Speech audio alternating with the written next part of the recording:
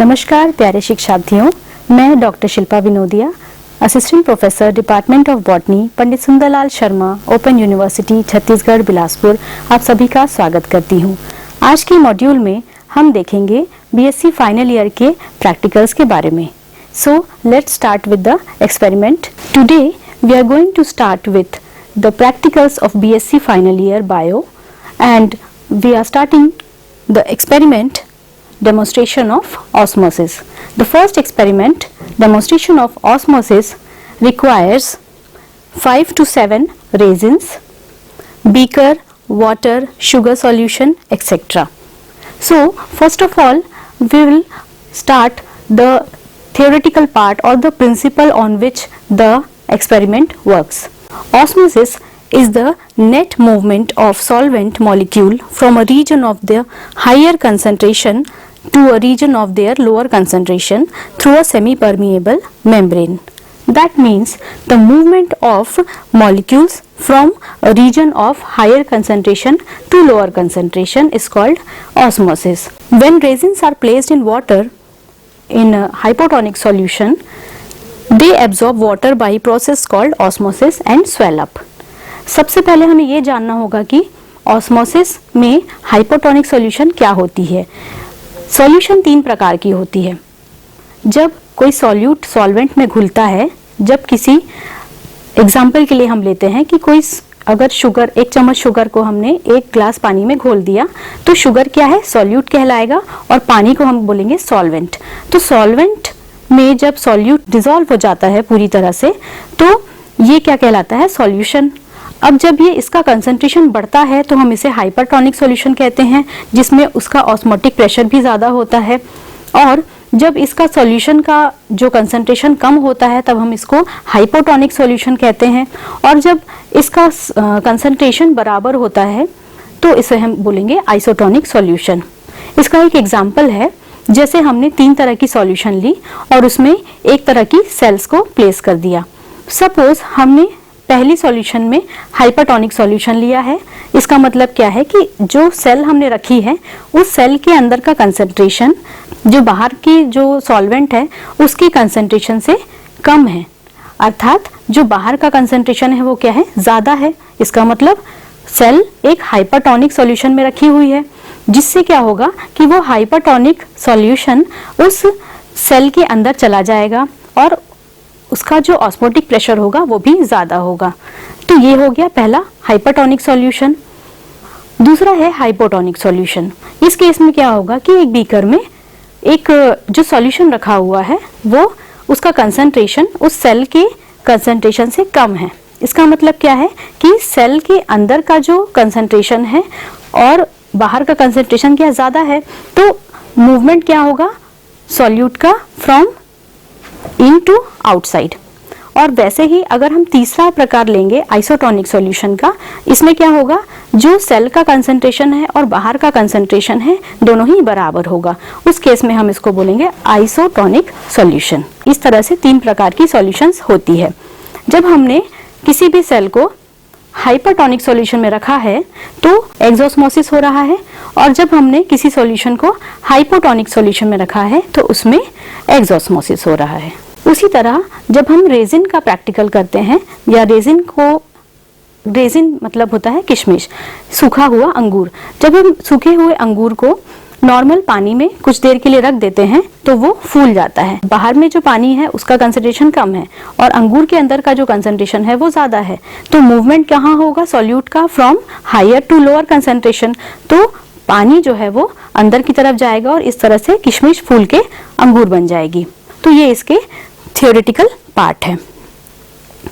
उसके बाद हम इसके सेमी परमिएबल मेम्ब्रेन के बारे में भी पढ़ लेते हैं कि जो मेम्ब्रेन है जहाँ से सॉल्यूट या सॉल्वेंट पास हो रहा है उसकी भी 3 प्रकार होते हैं, सेमी परमिएबल, परमिएबल और इम्परमिएबल। सेमी परमिएबल का मतलब क्या होता है कि वो थिन लेयर जहाँ से मूवमेंट हो रहा है मॉलिक्यूल्स का और सिलेक्टिवली हो रहा है। कुछ मॉलिक्यूल्स पास हो रहे हैं, कुछ मॉलिक्यूल्स नहीं हो रहे हैं, इसका मतलब है वो सेमी परमिएबल है। और जब इम्परमिएबल की हम बात करेंगे तो इसमें मॉलिक्यूल्स का बिल्कुल ही ब्लॉक होता है, मूवमेंट नहीं होता अक्रॉस द मेम्ब्रेन। उसके बाद जब हम परमिएबल की बात करेंगे तो परमिएबल में पूरे के पूरे जो मॉलिक्यूल्स हैं वो ट्रांसफर हो जाते हैं अक्रॉस द मेम्ब्रेन, तो उसको हम बोलेंगे परमिएबल मेम्ब्रेन। तो ये हो गया 3 प्रकार का मेम्ब्रेन टाइप। अब हम आते हैं इसके प्रोसीजर पे। तो इसके लिए हमें लेना होगा 2 बीकर। 2 बीकर में एक में हमने ले लिया है नॉर्मल वाटर, दूसरे बीकर में हमने ले लिया है शुगर सॉल्यूशन। तो पहले बीकर में जब हमने नॉर्मल वाटर में कुछ रेजिन्स को रखा और हमने ऑब्जर्व किया 1 आवर तक, 1 घंटे बाद जब हमने उसको देखा तो वो एंडोस्मोसिस हो गया। फिर हमने उसी अंगूर को दूसरे सॉल्यूशन में डाल दिया और शुगर सॉल्यूशन में, जो कि बी बीकर था, एंड आफ्टर सम टाइम हमने ये देखा कि जो अंगूर था वो वापस से सिकुड़ गया। तो वही यहाँ का प्रोसीजर है। Then result, osmotic pressure of water is very low, therefore when keeping in normal water the resin gets swollen up due to the endosmosis, and again when kept in beaker B sugar solution the swollen resins get shrink due to exosmosis. There are some precautions. resins को properly हमें पानी में भिगाना है ताकि वो proper उसमें osmosis properly हो सके। तो ये हमारा था प्रैक्टिकल ऑस्मोसिस का डेमोन्स्ट्रेशन। नेक्स्ट प्रैक्टिकल है to determine the rate of transpiration with the help of Ganong's potometer. Ganong potometer की सहायता से वाष्पोत्सर्जन की दर को ज्ञात करना। तो पहले हमें ये जानना होगा कि पोटोमीटर क्या होता है। गेनॉन्स पोटोमीटर एक डिवाइस है जो कि ट्रांसपीरेशन रेट को मेजर करने के लिए यूज होता है। इसे हम गेनॉन्स ट्रांसपाइरोमीटर भी कहते हैं। A potometer is a device which is used to measure water uptake by the plant shoot during transpiration. It is also known as transpirometer. Ganon's potometer is used to measure the transpiration rate in a lab. The Ganon's potometer comprises a glass tube which is bent twice and a glass cylinder having a wide mouth, a capillary tube inserted into a horizontal glass bar attached to a reservoir.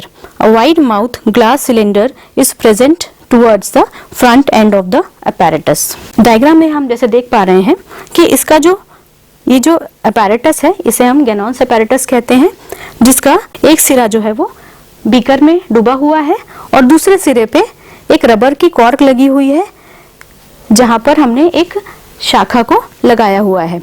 और इसके ऊपर आप देख सकते हैं कि यहाँ पर एक वाटर रिजर्वायर है जहाँ से हमें इससे पानी डालना है, और यहाँ पर एक नॉब है जहाँ से हमें पानी डालना है और इस ट्यूब को पूरा फिल करना है।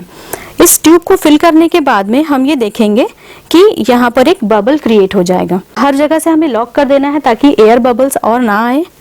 और यहाँ पर हमने देखा कि यहाँ कैपिलरी ट्यूब के ऊपर एक स्केल है, तो हमें ये देखना है, ये सेटअप लगाने के बाद हमें इसे धूप में रख देना है। जब धूप में हम रखेंगे तो हम ये देखेंगे कि यहाँ पर जो एक एयर बबल था जिसकी इनिशियल पोजीशन हमने पहले नोट कर ली थी, यहाँ पर वो मूवमेंट करेगा, आगे की तरफ खिसकेगा, क्योंकि प्लांट लगा हुआ है, क्योंकि इसमें जड़ नहीं है, तना है। तने में जैसे जाइलम और फ्लोएम होता है, तो जाइलम क्या करेगा, वाटर मॉलिक्यूल्स को एब्जॉर्ब करेगा और ट्रांसपीरेशन रेट जैसे जैसे ट्रांसपीरेशन होता जाएगा तो वाटर मॉलिक्यूल्स भी यहाँ से निकलते जाएंगे। उसी तरह यहाँ जो बबल क्रिएट होगा वो बबल भी आगे की तरफ गति करेगा। सो प्रोसीजर एक बार हम देख लेते हैं। A freshly cut twig is placed on the mouth of the glass cylinder. A single air bubble has to be kept at the zero reading of the horizontal bar, lifting the bent and allows the air bubble to enter and get trapped in the horizontal bar. When the experiment begins, it is observed that the air bubble at the end reading starts to move. As transpiration takes place, a transpirational pull is created by the shoot to make up for the loss. Due to this, the horizontal bubble starts moving in the direction of the twig. जैसे जैसे transpiration rate बढ़ता जाएगा, bubble का movement भी आगे की तरफ होता जाएगा और एक एक घंटे के अंतराल में हम उस बबल का मूवमेंट कितना वो डिस्टेंस ट्रेवल किया है वो हम नोट करेंगे। The transpiration rate is calculated by taking the distance covered by the air bubble in a certain time period. Several readings were noted by the repeated adjusting the air bubble to zero.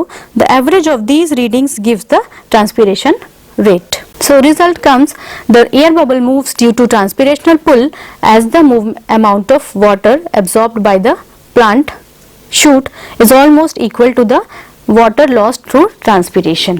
तो जितना ज़्यादा water transpiration के through loss हुआ है उतना distance air bubble travel करता है.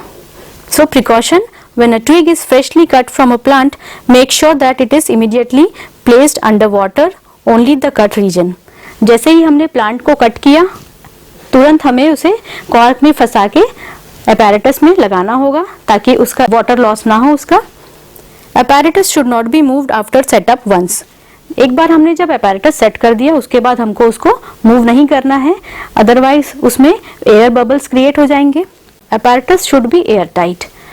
इसे हमें एयर टाइट रखना है ताकि जो रेट ऑफ ट्रांसपिरेशन है उसको हम प्रॉपरली ऑब्जर्व कर सके. So this was all about the 2 experiments, and another session we will be dealing with other practicals of BSc final year. Thank you.